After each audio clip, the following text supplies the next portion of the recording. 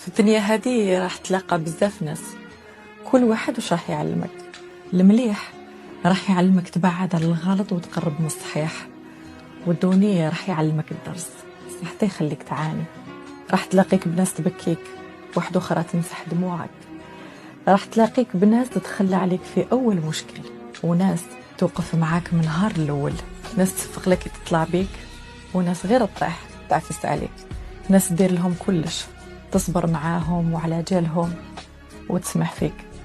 وناس تقبلك بيك بعيوبك وتحبك. ناس وقفت معاها وعاشرتها سنين وهي بالخير جامي تقر.